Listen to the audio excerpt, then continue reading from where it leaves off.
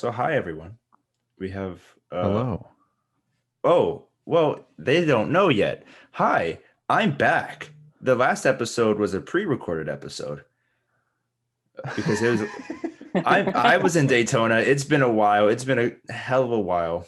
I think we missed, or technically they didn't miss last week. We missed last week because I put out the old episode. It was a thing.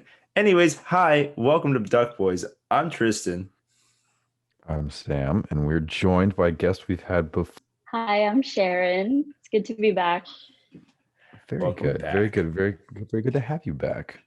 Um, Today makes for an exciting episode, and we're really thankful that Sharon's joining us on such short notice. But Tristan, you want to explain what's going to go on today?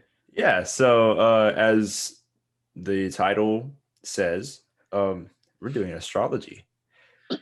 This episode is going to be about astrology and kind of a little bit like I learned some things. Sharon, as some of y'all may know, is a very good friend of ours. And me and Addie went over to her place this past weekend and hung out over there.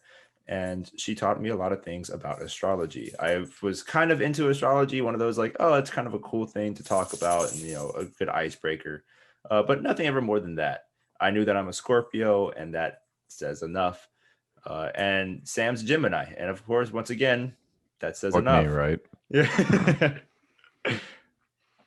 So Sharon, if you don't mind, tell me your personal history with astrology, and then I guess go into astrology's history within Hinduism, which is the religion you practice, correct? Yes, it is. All right. All right. So, to start off, there are two branches, I guess, per se, of astrology. There's Western, i.e., tropical astrology, and then there's Vedic, i.e., sidereal astrology. And Vedic astrology has Hindu origins, while tropical astrology has origins in what we know as now West Africa. So it's very interesting to see how like each culture has kind of adapted the, I guess spirituality and practice of it all. Um, the way that Hinduism looks at astrology is that we interpret the stars differently because essentially that is astrology. It is an interpretation of the stars and the planets. Um, and so we go more by constellations and we view the planets differently. So if you do your Vedic astrology like calculations versus your tropical astrology calculations, it'll be about one off.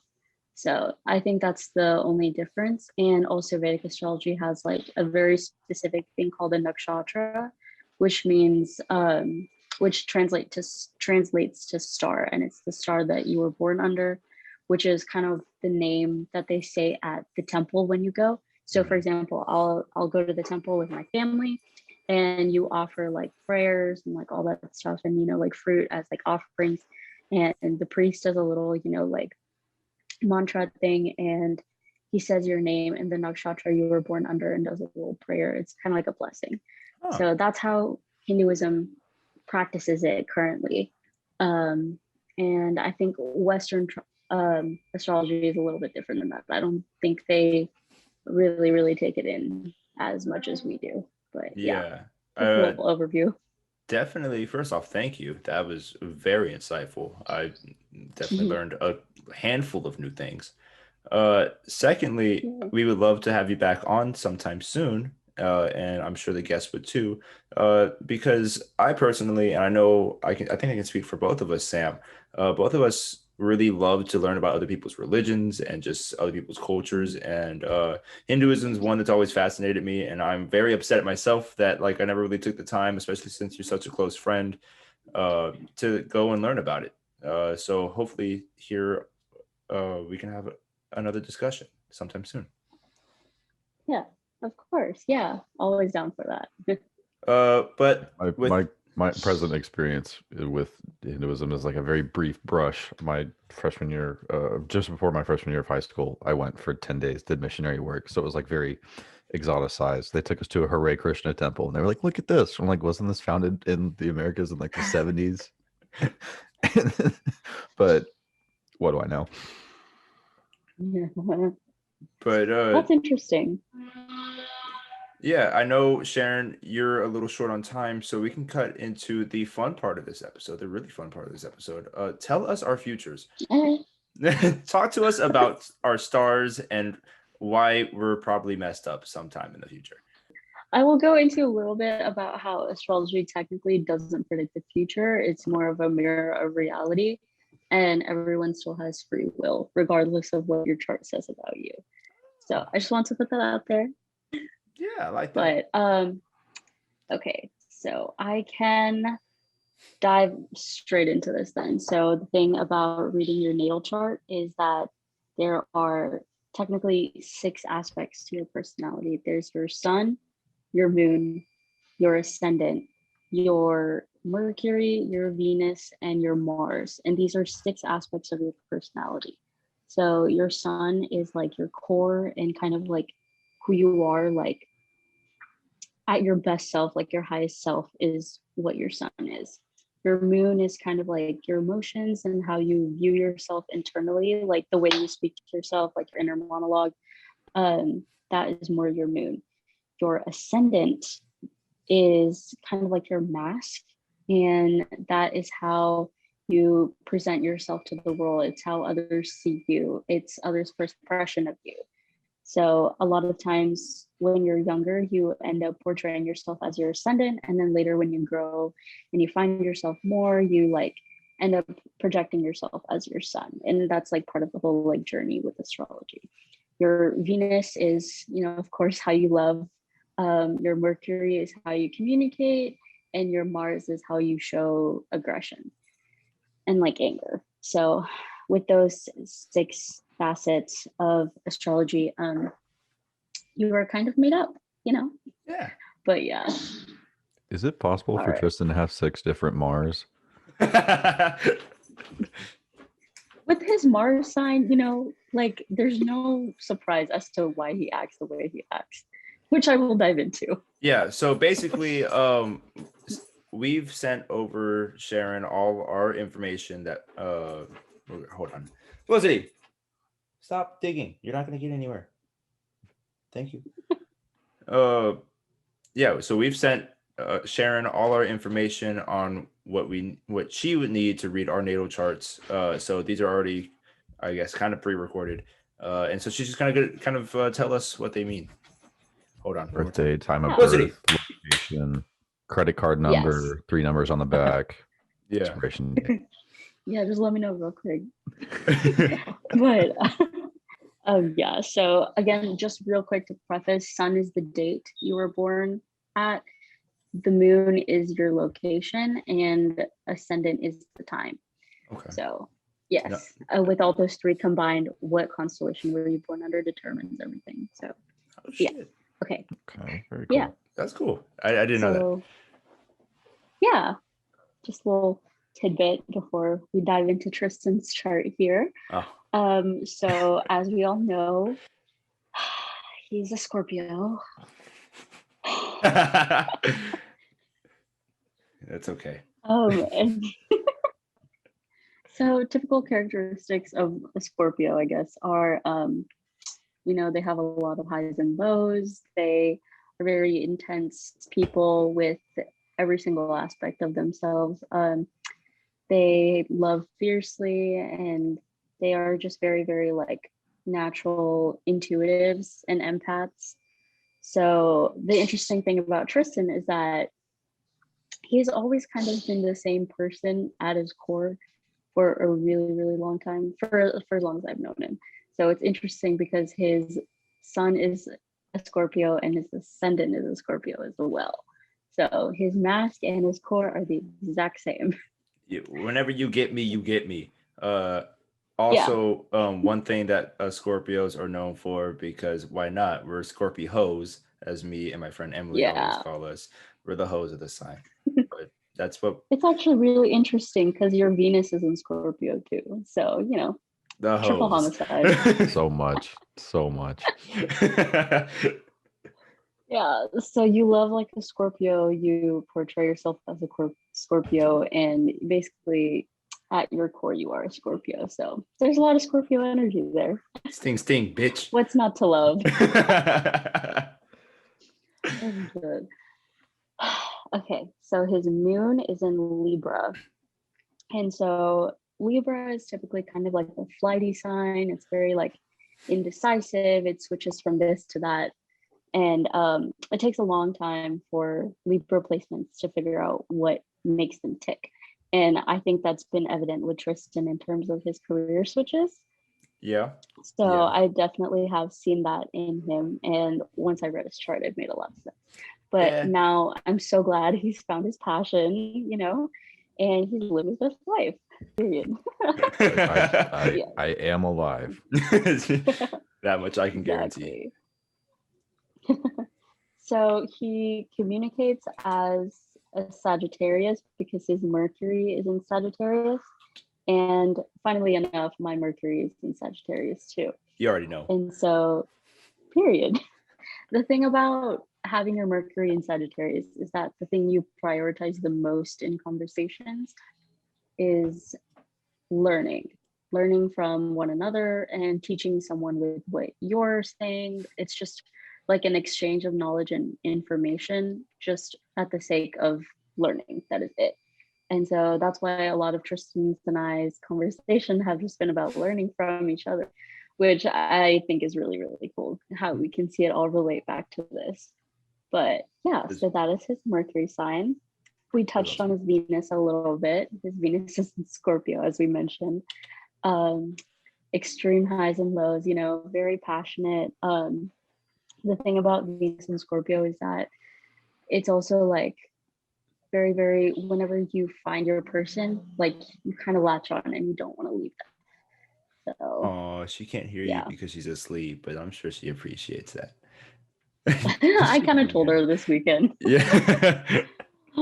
But yeah. And then, so those are the, oh no, wait, I forgot. So he has his Mars in Virgo. So the thing about Mars in Virgo is that Virgo is an earth sign, and earth signs are already pretty analytical and kind of grounded. So with his Mars being in Virgo, the way Tristan kind of shows aggression is very methodical, very just like planned it out. And I'm pretty sure he talks to himself in his head about his anger as well. So yeah, I see him nodding his head.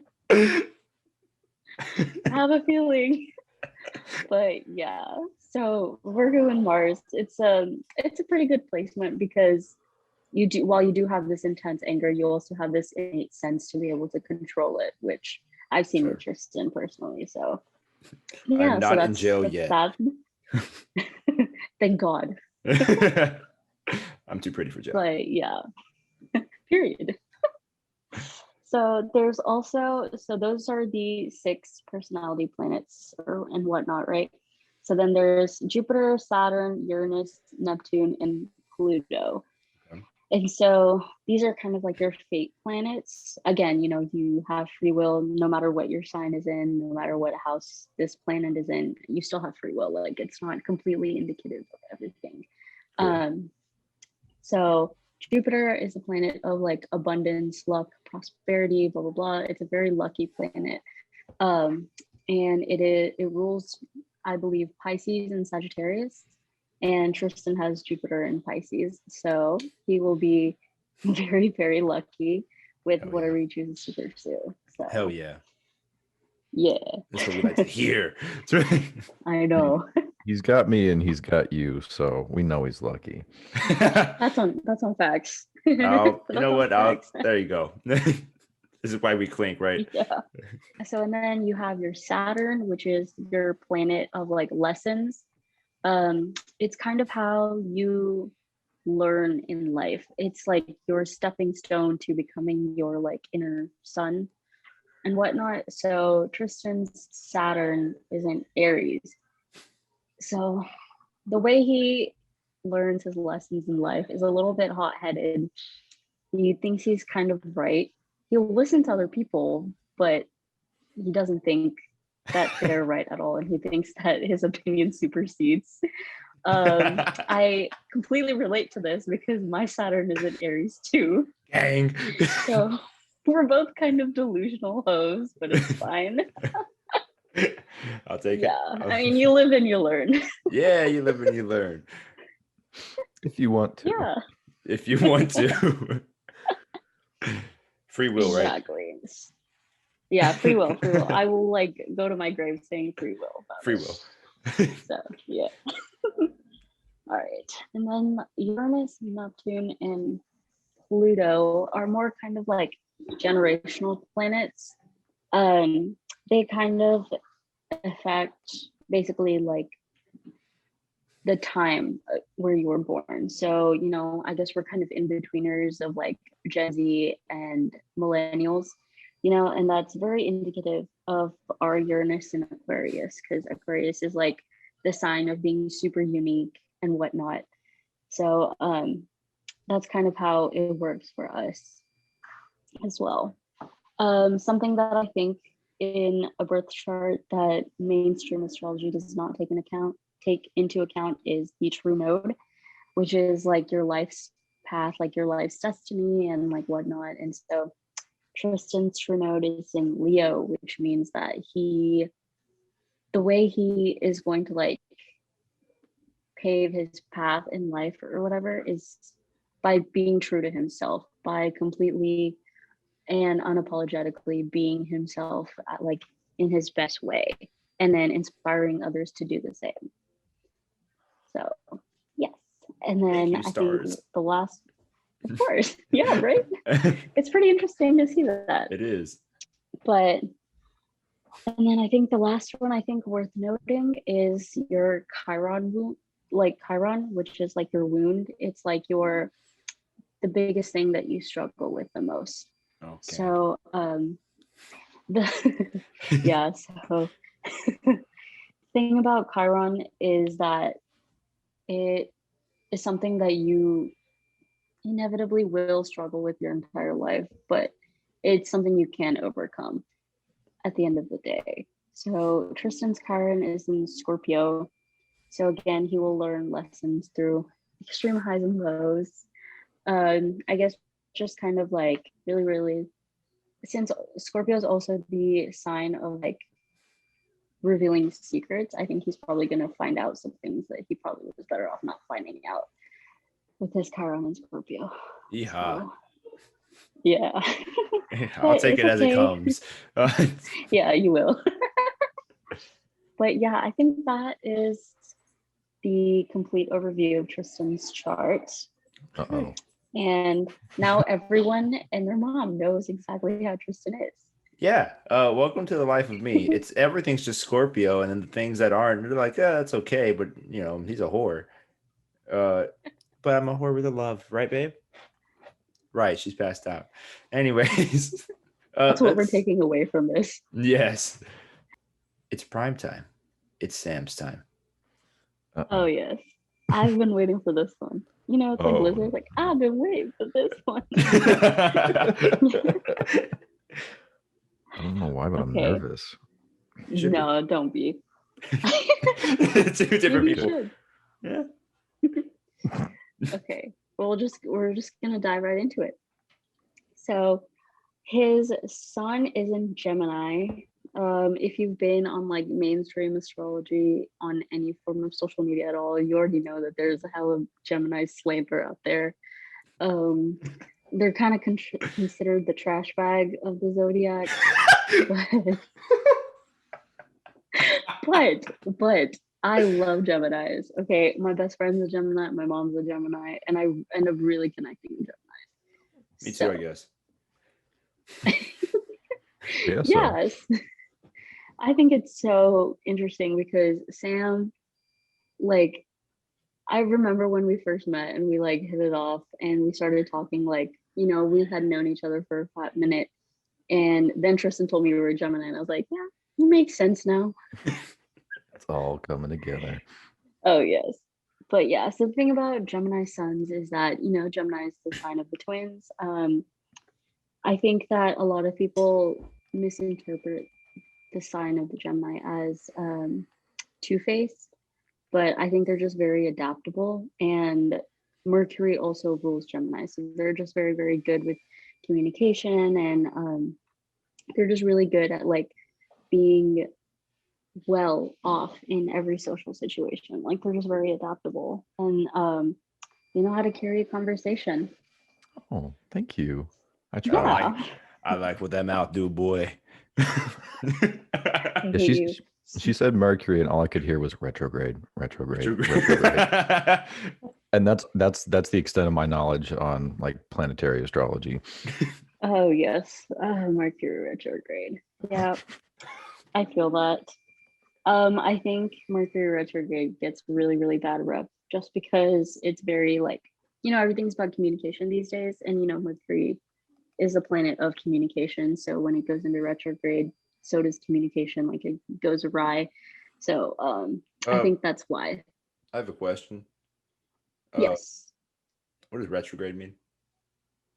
Retrograde means a planet is moving backwards, which means all the, I guess, personalities or aspects, there we go, aspects of the planet also go haywire. So Mercury is the planet of communication, like technology, like kind of like the internet and stuff. So you can see that during Mercury retrograde, everything regarding communication and like technology will also go a little bit haywire. Things can be misconstrued and whatnot. So everything is very technology and communication heavy these days. So Mercury retrograde tends to affect us pretty intensely, but it's actually not as big of a deal as mainstream astrology makes it out to be. Yeah, it's probably because Mercury is in retrograde. Okay. Anyways, I hope continuing the on with viewers heard Sam. my side. All right. Yes. So Sam's moon is in Libra, just like T's. Again, same things. It just kind of means it's a little bit flighty. Takes a while to figure out what truly makes you tick, but when you do figure it out, nothing in the world can match up to it. So yeah, and then his ascendant is in Libra too. So your mask is also how you view yourself internally, if that makes sense. So I guess ascendant placement for Libra would mean that like he also like kind of portrays to everybody that it takes a lot for him to like click down to one thing, and like it takes a lot to interest him as well, and like to keep that interest, which is a typical air sign quality as well. So yeah. It's funny because your big three are all air. You are not to be trusted, but it's fine. Sam, you're the last airbender. Yeah, I'm gonna disappear for 100 years and fuck all y'all up. Deuces. Honestly, it's kind of a red flag, but his Venus in Taurus is kind of grounding him. You know, it is what it is. It is what it is. Free will, free will, free will. Free will. Okay, so his Mercury's in Gemini, which I found not surprising whatsoever because he, is a Gemini at core and he communicates like one, and Gemini rules Mercury. So it's actually a really, really good placement to have. Like, I'm kind of jealous of it just because like it's kind of rare to have a planet in its home sign, like, and such an important one too. So yeah, like it's a personal planet. So, good for you. That is a good thing. I'm really floaty and I don't commit to anything, but by God, I can talk to you all day. Period. Oh gosh, we love to see it. I think in the midst of all this air, it's really good. I think God was like, I'm gonna do this guy solid. And he gave you a Venus in Taurus. So I think with your relationships is that you're very, very grounded.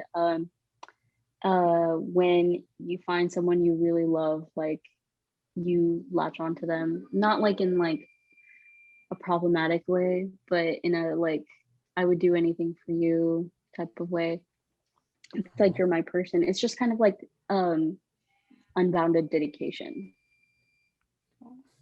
to that Very, person. very, very much so. You kind of touched on it earlier. I think you said it was the mask that I had of Libra.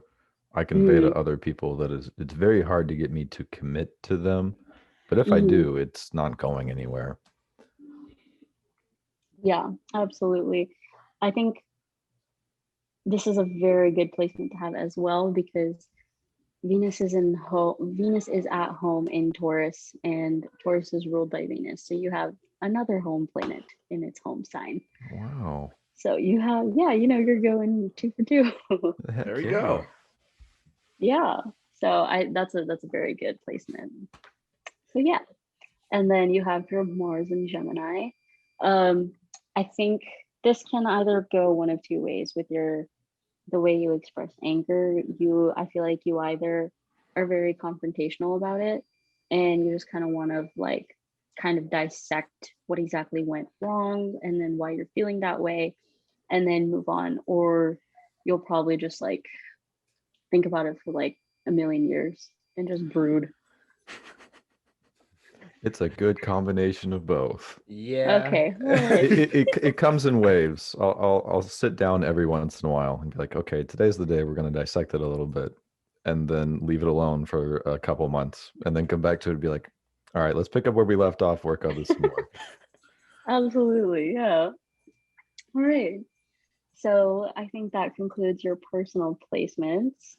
Um, so now your fate placements. So you also have Jupiter in Pisces, just like T, and just like me. So we're all gonna be rich. Hell yeah. Hell yeah. No free will on this one. Give it to me. Yeah, I was like, you know what? Just fuck me up on this one. Do it. But Period. I'm so happy for us, honestly. But yeah. And then same thing, Saturn in Aries. I think that this is with your lessons again. So this one is a little like, you're kind of hot-headed when you make choices, I guess, or not when you make choices, but when you're trying to learn things or something goes awry, like you believe you're right no matter what. Yeah. It's okay. Yeah. It's like pulling teeth out trying to say this because I'm like also calling myself out. So it's okay. it's a vibe. His true node is in Virgo. And I think with Virgo, it's a very, again, grounded and kind of analytical sign. I think the I think Sam's like destiny or like life path or whatnot with Virgo is kind of by showing others like a different way of thinking, if that makes sense. Or, because somehow people can be a little steadfast and, always creating and introducing new ideas, new ways of thinking. I think that'll be his way of kind of forging his own path as a leader. So that'll be nice. It's cool. Homie's Chiron is also in Scorpio. That's So- hurt, Sam. Hurt me. Take me. It's fine. Kind of the same thing with the lessons. It's just it'll be kind of hard, highs and lows. Again, same stuff where it's like you're better off not knowing certain things. True. So, yep. Yeah. I think that concludes both y'all's chart readings. All right. Right. Sam, how do you feel? I feel perceived. I don't know. Sometimes I'm guilty of with things like this being like hypercritical of it and being like, oh, there's no way that they can know that. They can be broad and it could apply to anybody. And then you hear some things that are worded just a little too specifically. Mm-hmm. You're like, all right, who called my mom? Yeah. Who did you talk to? This isn't fair. I guess it's good to sort of put names to faces, I guess, in a way. Like you're putting labels on these things that occur within your life, and you're bringing logic and structure to what seems very chaotic sometimes. Right. Mhm. And I do like that. It does sort of feel like maybe there is a little bit of reason in all of this. So overall, positive experience, I would say. Yeah, for sure. I know Sharon and I kind of discussed this more in depth in private, because I know there's like houses and other things Mhm. that you can go off of, and then um, you know, maybe we can do that another Exactly. day, and we can make it maybe like a Patreon episode or something like that. But Yeah, I would be down. Is that would be a little more in depth, but this was a very quick overview of both y'all's charge. But you can know a lot more about someone with the houses and the placements they have in each house. So that would yeah, be something I would be down for. yeah, it was super fascinating. Like, I mean, Sharon and I spent hours talking about it the other day, and I think all three of us could probably still sit here for hours, but we don't have that kind of time. Um, with that being said, it was a positive experience for me. I really, really enjoyed it, and especially since it's part of Sharon, somebody who I care for and love. It's part of her religion, and overall, I think religions are really cool and just really fascinating to learn about. Um, but also going on the time thing, we're kind of on a slight time crunch, so let's just jump into this is why we clink.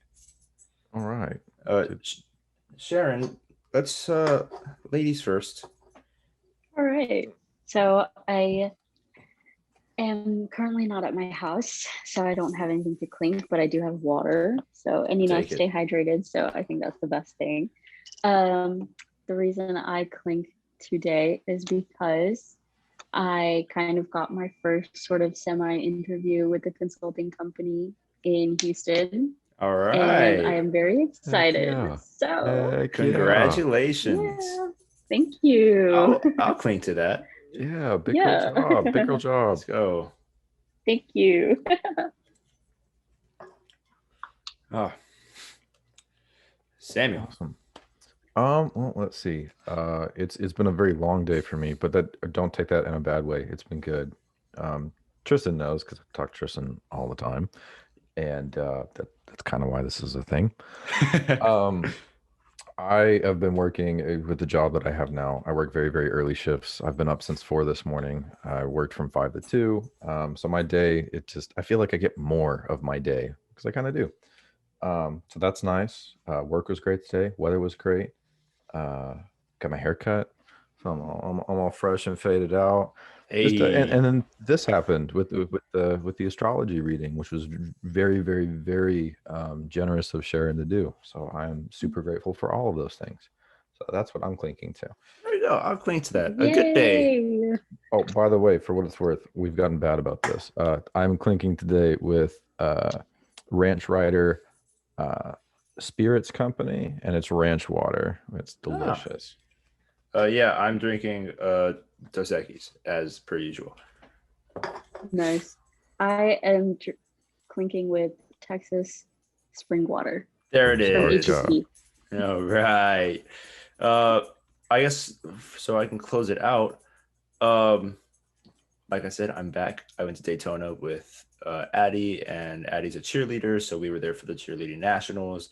Um, they did okay, but they it was a lot of fun. I had to spend some time with her family, and a lot of time it was just me and her family, uh, and got to be out in the sun with a bunch of our friends, and then we're back on track with this. I've got my last semester planned out. I'm hopefully getting a new job soon. And although right now I'm very stressed, I'm feeling positive, and that's a first in a while. I haven't been feeling too well up here in the old noggin for a bit, and so it's a nice change of pace. Good. Very good. Very good. Yay! Happy for you. Thank you, thank you, thank you. Ah, alrighty, I think that Wraps up this week. yeah, Well, thank you for joining us this week. We yeah, really sure. enjoyed your company, viewers, and especially your company, Sharon. You are welcome back anytime, and we hope you come back again. Of course. Glad to be back anytime. Yeah. We love Sharon. We love Sharon very much. Very, very, very, very good person. Yes. All that being said, and all that we have said during this podcast, remember, I'll quack. No whack. All right, and much love, you guys. We'll see you next time. Thanks for watching.